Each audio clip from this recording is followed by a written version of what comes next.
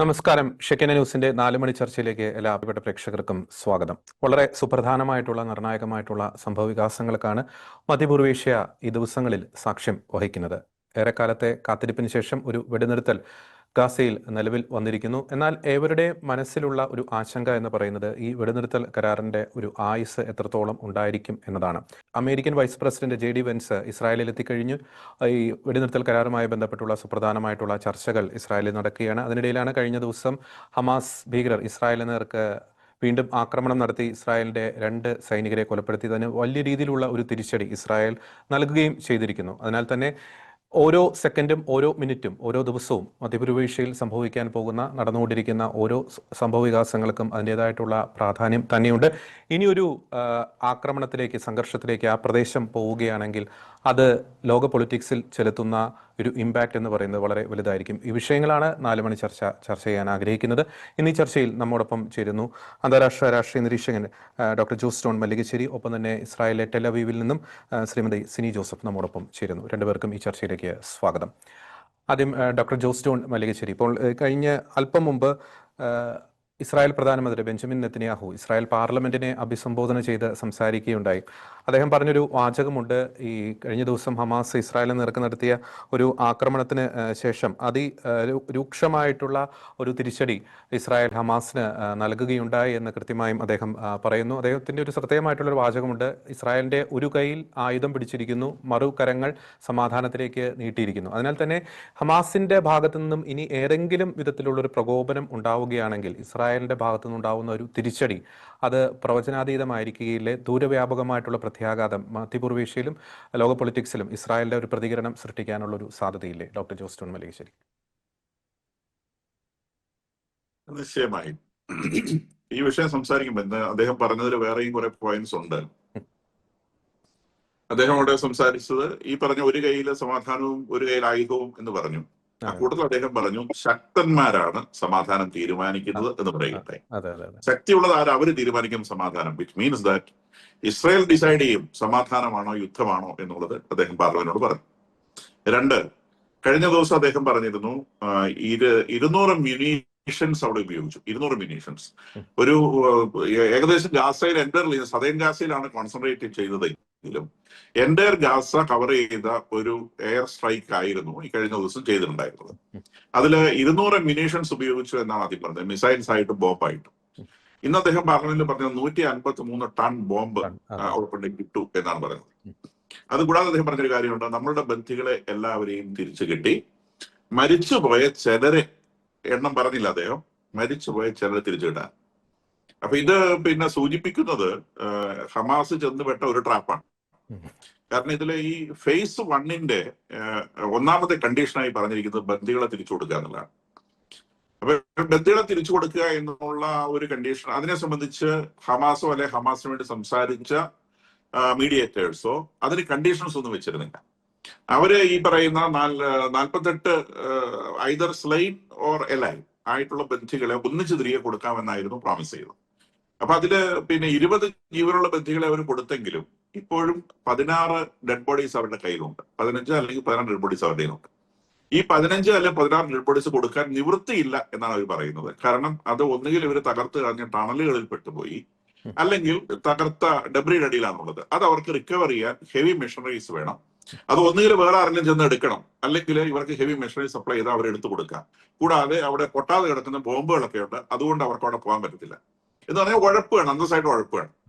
അപ്പൊ ഇസ്രായേലിനെ സംബന്ധിച്ച് ആ ഒന്നാമത്തെ ഫേസ് അങ്ങ് തീർന്നിട്ട് നമുക്ക് ബാക്കി കാര്യം സംസാരിക്കാം എന്നുള്ളതാണ്. അപ്പൊ ഒന്നാമത്തെ ഫേസിന് കൊടുത്തിരുന്ന സമയം 72 മണിക്കൂറാണ്. ഈ 72 മണിക്കൂർ എന്നുള്ള എക്സിറ്റ് ചെയ്തിട്ട് സമയം എത്രയായി? അപ്പൊ ആ ഒന്നാമത്തെ ഫേസിൽ തന്നെ ഹമാസ് ഇപ്പൊ കുടുങ്ങി കിടക്കുകയാണ്. അപ്പൊ അതിനിടയിലൂടെയാണ് അവർക്ക് നിയന്ത്രണമില്ലാത്ത ഹമാസ് പറഞ്ഞ കഴിഞ്ഞ ദിവസം വാൻസ് പറഞ്ഞത് ഇവർക്ക് 40 സെല്ലുകൾ ഉണ്ടായെന്നാണ് പറയുന്നത്. ഹമാസിന്റെ 40 സെല്ലുകൾ ഇനിയും ബാക്കിയുണ്ട് എന്നാണ് പറയുന്നത്. എന്ന് പറഞ്ഞാൽ ഹമാസിന്റെ ആക്റ്റീവ് ആയിട്ടുള്ള ആയുധമേന്തുന്ന ഭീകരപ്രവർത്തകരുടെ എണ്ണം 2000-നും 7000-നും ഇടയിലാണ്. കൃത്യമായ നമ്പറൊന്നുമില്ല, എന്നാലും ശരി 2000 to 7000 ഭീകരപ്രവർത്തകർ, ഫൈറ്റേഴ്സ് വിളിക്കാമെന്ന് അറിയത്തില്ല, ഭീകരപ്രവർത്തകർ ഇപ്പോഴും ആക്റ്റീവ് ആയിട്ടുണ്ട്. ഇത് 40 സെല്ലുകളായിട്ട് സ്പ്രെഡ് ചെയ്ത് കിടക്കുക. അപ്പൊ ഈ 40 സെല്ലുകളിൽ ഇത് തമ്മിൽ കോർഡിനേഷൻ ഇല്ല.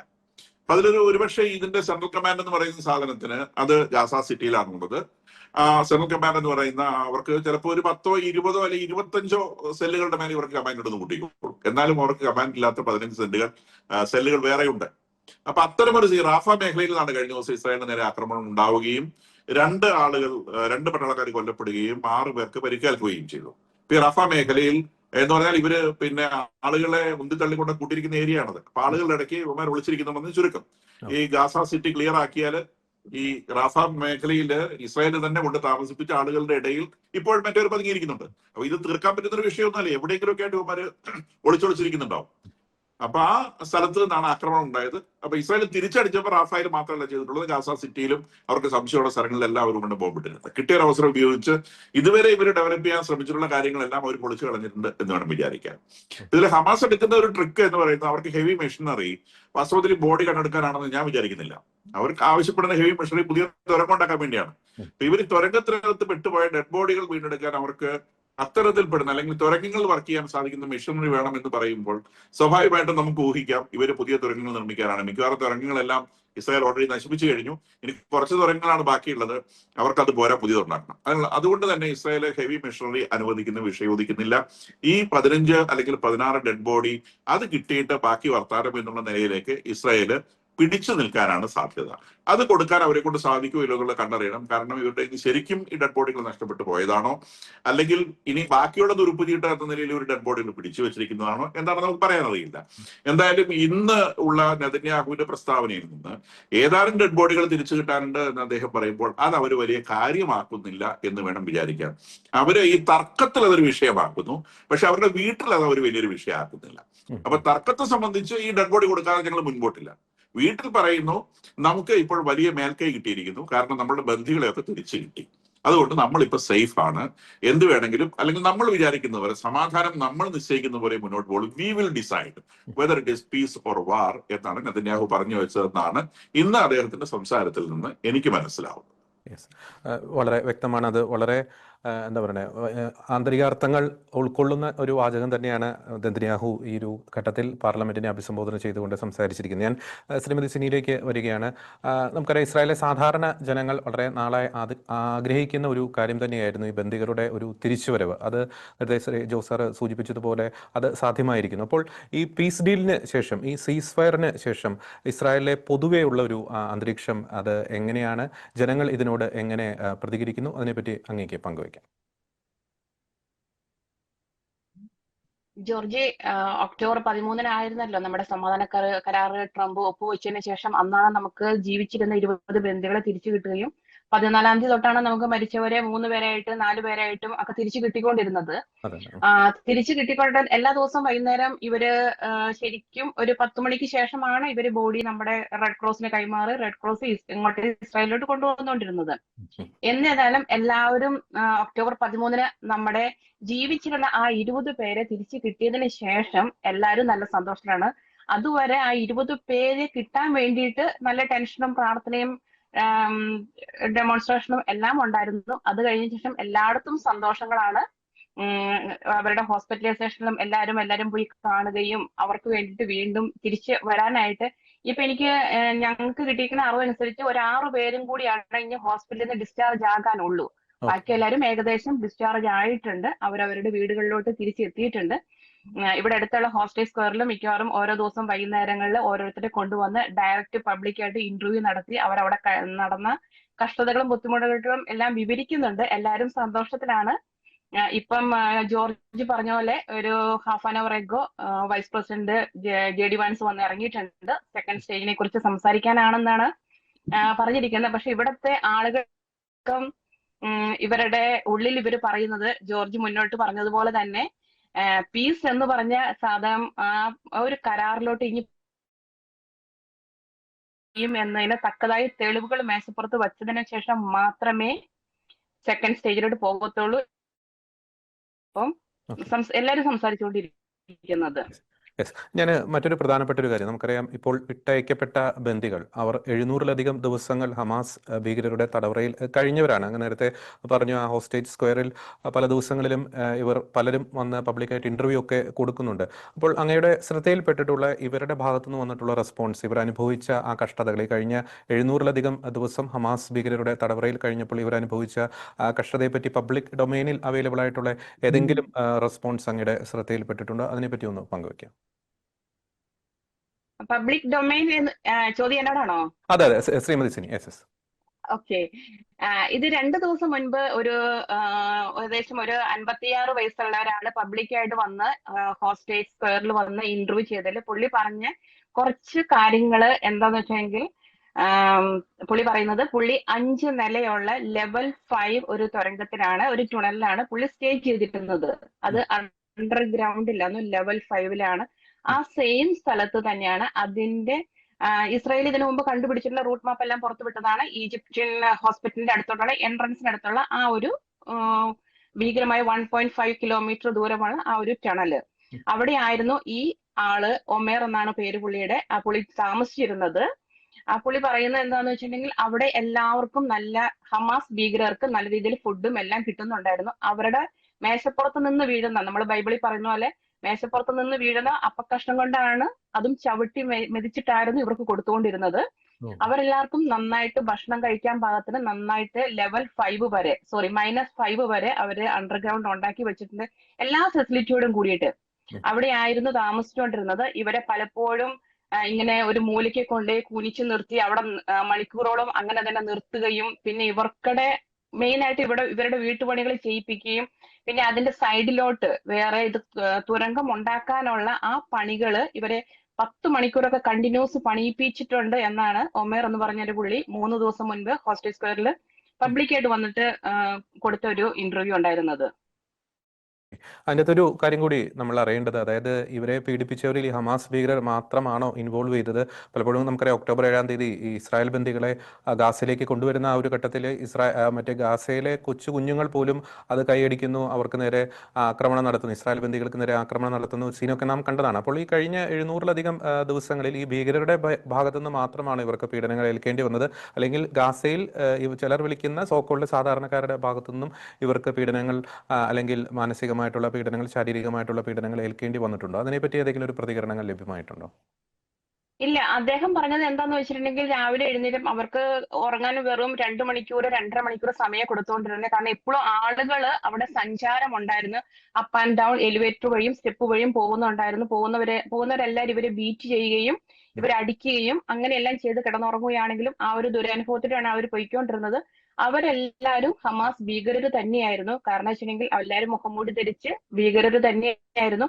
അവര് മാത്രം, പുറത്തുനിന്ന് എല്ലാം പുരുഷന്മാരായിരുന്നു. അവർ പ്രത്യേകം എടുത്തു പറഞ്ഞൊരു കാര്യമാണ്, അവിടെ ഉണ്ടായിരുന്ന എല്ലാവരും പുരുഷന്മാരായിരുന്നു. ഒരാളും കുട്ടികളോ സ്ത്രീകളോ ആരും ഉണ്ടായിരുന്നില്ല ആ ടണലില്.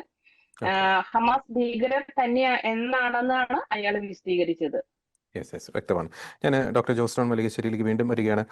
ജോസർ, ആദ്യത്തെ റൗണ്ടിൽ അങ്ങ് സൂചിപ്പിച്ചതുപോലെ ഇപ്പോൾ ഏകദേശം ഒരു കണക്കനുസരിച്ച് 2000 മുതൽ 6000 വരെ ഹമാസ് ഭീകരർ ഗാസയിൽ ഉണ്ടായിരിക്കാം എന്ന കണക്കുകൾ വരുന്നുണ്ട്. മാത്രമല്ല, പീസ് ഡീൽ വന്നതിന് ശേഷം ഈ മുഖംമൂടി അണിഞ്ഞവർ ഗാസയുടെ തെരുവുകളിൽ കൂടി ഇങ്ങനെ റോന്തു ചുറ്റുന്ന കാഴ്ചകളൊക്കെ നാം കണ്ടതാണ്. നമുക്കറിയാം, ഈ യുദ്ധസമയത്ത് ഈ സാധാരണക്കാരുടെ വേഷത്തിലും, യുദ്ധം അവസാനിക്കുമ്പോൾ പീസ് ഡീലിന്റെ സമയത്ത് ഭീകരരുടെ വേഷത്തിലും വരുന്ന ലോകത്തിലെ ആദ്യത്തെ ഒരു ഭീകര സംഘടനയായിരിക്കും ഈ ഹമാസ് എന്ന് നമുക്ക് പറയാൻ സാധിക്കും. അപ്പോൾ ഈ 6000-ഓളം ഭീകരർ, ഈ ജൂതവിരുദ്ധത രക്തത്തിൽ അലിഞ്ഞു ചേർന്നിരിക്കുന്ന 6000-ഓളം ഭീകരർ ഇപ്പോഴും ഇസ്രായേലിന്റെ തൊട്ട അയൽവക്കത്ത് ഇങ്ങനെ യഥേഷ്ടം വിഹരിക്കുന്നു എന്നത് വലിയൊരു ഭീഷണി തന്നെയല്ലേ? മാത്രമല്ല, നമുക്ക് എന്തായാലും തീർച്ചയായിട്ടും ഒരു കൺക്ലൂസീവായിട്ട് പറയാൻ സാധിക്കും, ഈ 6000-ഓളം ഭീകരർക്ക് അഭയം കൊടുത്തത് ഈ ഗാസയിലെ സാധാരണക്കാർ തന്നെയായിരിക്കും. അപ്പോൾ ഗാസയുടെ ദുരവസ്ഥ, ഇനിയൊരു ഇനിയൊരു സംഘർഷം ഉണ്ടാവുകയാണെങ്കിൽ, യുദ്ധം ഉണ്ടാവുകയാണെങ്കിൽ അത് വിളിച്ചു വരുത്തുന്നത് ഈ ഗാസയിലെ സാധാരണക്കാർ തന്നെയാണെന്നും നമുക്ക് പറയാൻ സാധിക്കില്ലേ, ശ്രീ ജോസ് മല്ലികശ്ശേരി? ഇതിലും അടിസ്ഥാനപരമായ വിഷയം വിവരവും വിദ്യാഭ്യാസവും ഇല്ല എന്നുള്ളതാണ്.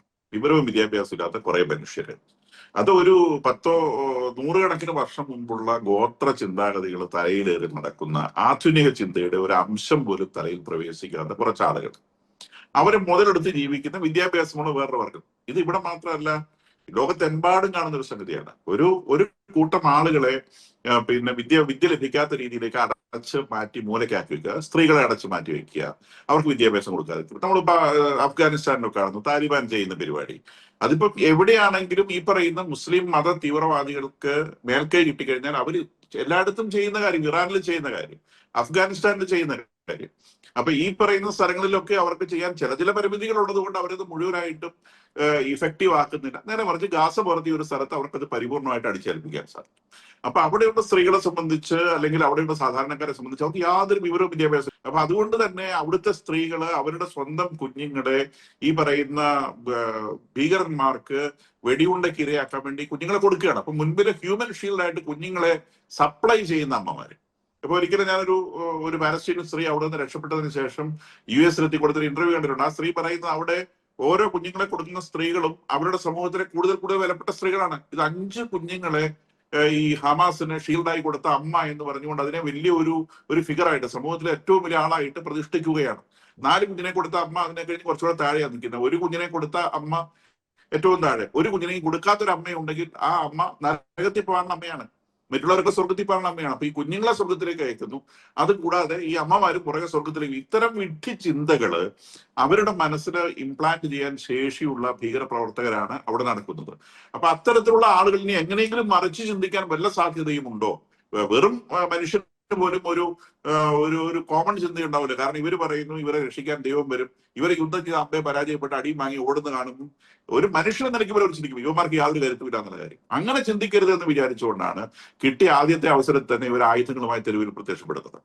ഈ ആയുധങ്ങൾ കണ്ട് ഭയന്നിട്ട് ജനം മിണ്ടാതിരിക്കണം, ഇല്ലെങ്കിൽ അവരെ വെടിവെച്ചു കൊല്ലും. കഴിഞ്ഞ ദിവസം ട്രംപ് തന്നെ പറഞ്ഞിരുന്നു ഈ ഹമാസ് ഭീകരര് പാലസ്തീൻ വലിയൊരു കൊലപാതക ശൃംഖലയ്ക്ക് പ്ലാൻ ഇടുന്നു.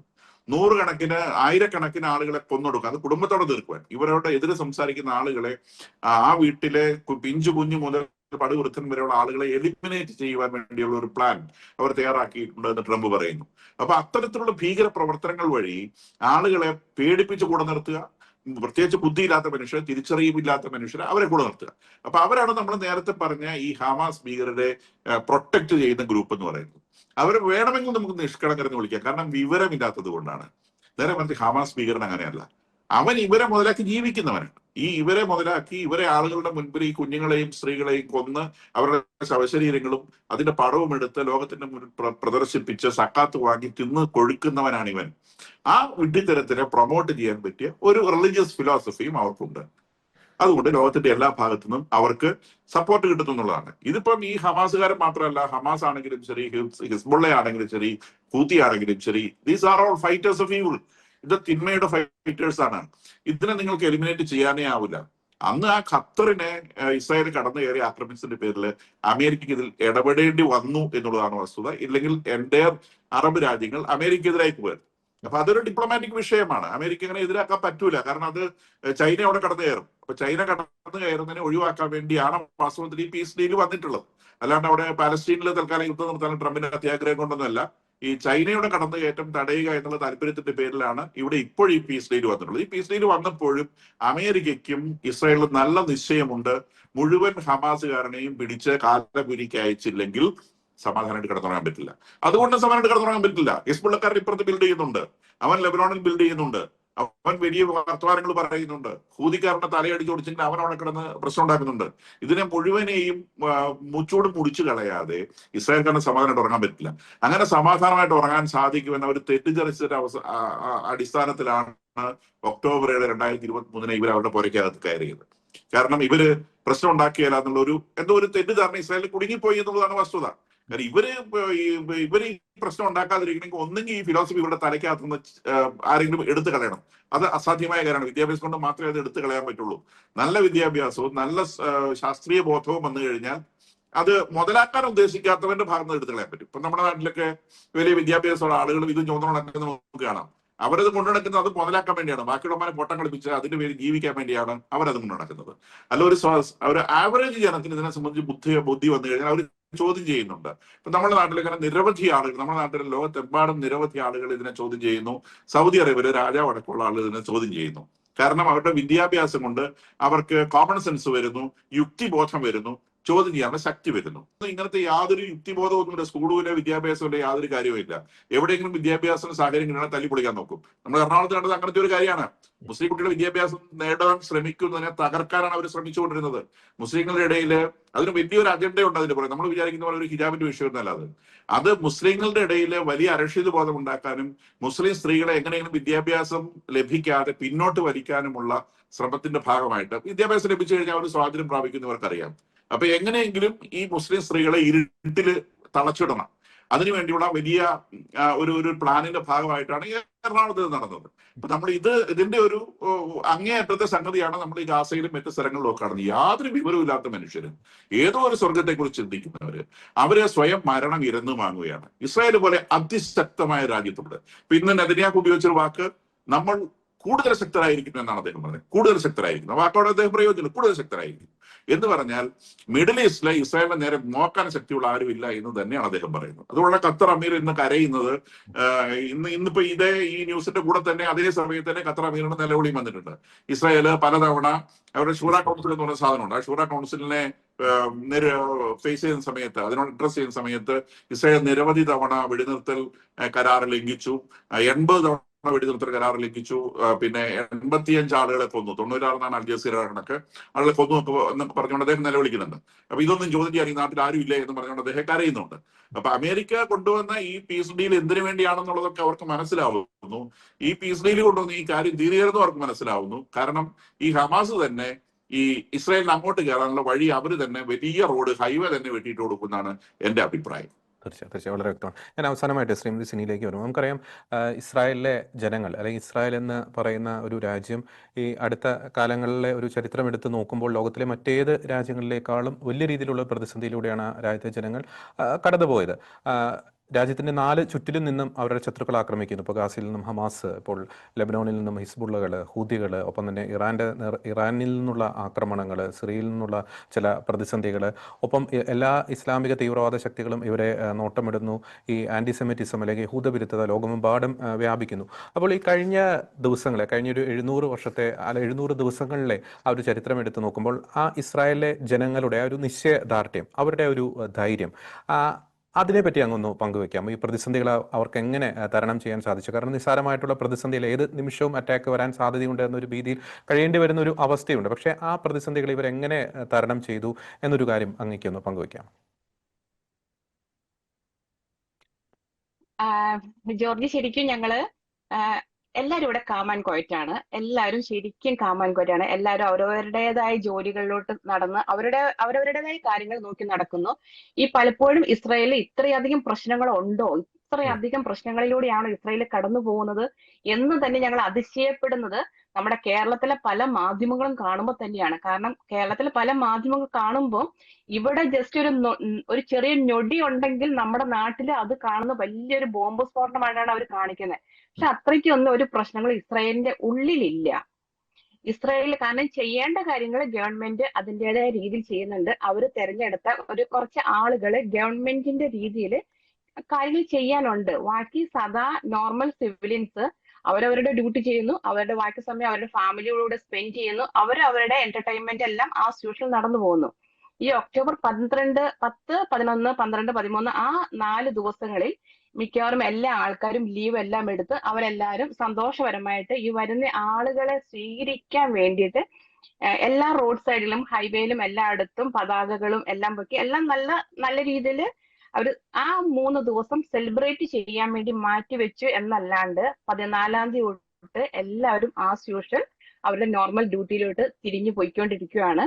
19-ാം തീയതിയിലെ പറഞ്ഞതുപോലെ ആ രാവിലത്തെ ആ ഒരു വെടിനിർത്തലിന്റെ ലംഘനം വന്നതിന് ശേഷം ഇവിടെ കൊച്ചു കുട്ടികളടക്കം എല്ലാവരും പറഞ്ഞുകൊണ്ടിരിക്കുന്ന ഒരൊറ്റ കാര്യമുള്ളൂ, ഹമാസിനെ ഡിസ്ആം ചെയ്യത്തില്ലാത്തത് കൊണ്ട് ഹമാസിനെ അറ്റാക്ക് ചെയ്യുക.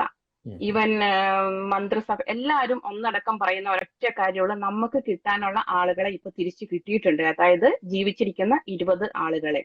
ഇനി 15 പേരെയാണ് കിട്ടാനുള്ളത്. ഇപ്പൊ ജോസാർ പറഞ്ഞ പോലെ 16 പേരെ 16 പേരില് നമുക്ക് 14 പേരെ കിട്ടി. അതിൽ ഒരാള് ഹമാസിനെ ഇസ്രായേലിനെ ഹെൽപ്പ് ചെയ്ത ഒരാളാണ്.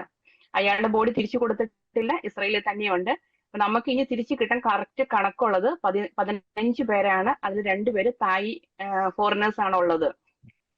അതിൽ 7 or 8 മൃതശരീരങ്ങൾ കണ്ടുകിട്ടാൻ സാധ്യതയില്ല എന്നാണ് പറയുന്നത്.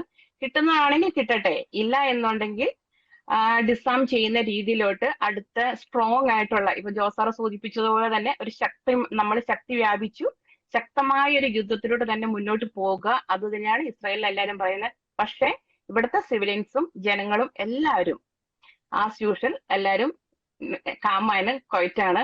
നമ്മുടെ നാട്ടിലെ മാധ്യമങ്ങൾ പറയുന്ന പോലെ ഒരു പ്രശ്നങ്ങളും ഇവിടുത്തെ ജനജീവിതത്തെ ഇതുവരെയും ബാധിച്ചിട്ടില്ല. ഫൈനാൻഷ്യൽ ബാധിച്ചിട്ടുണ്ട്, അതിൻ്റെതായ കാര്യങ്ങൾ ഗവൺമെന്റ് നോക്കുന്നുണ്ട്. കാരണം ഗവൺമെന്റിനെ ഏൽപ്പിച്ചിട്ടുണ്ടല്ലോ. അല്ലാണ്ട് സാധാ ജനങ്ങൾ ഇവിടുന്ന് പ്രശ്നം ഉണ്ടാക്കിയിട്ടോ നമ്മുടെ നാട്ടിലെ പോലെ സമരങ്ങൾ നടത്തിയിട്ടോ ഒന്നും കാര്യമില്ലെന്ന് ഇവർക്കറിയാം.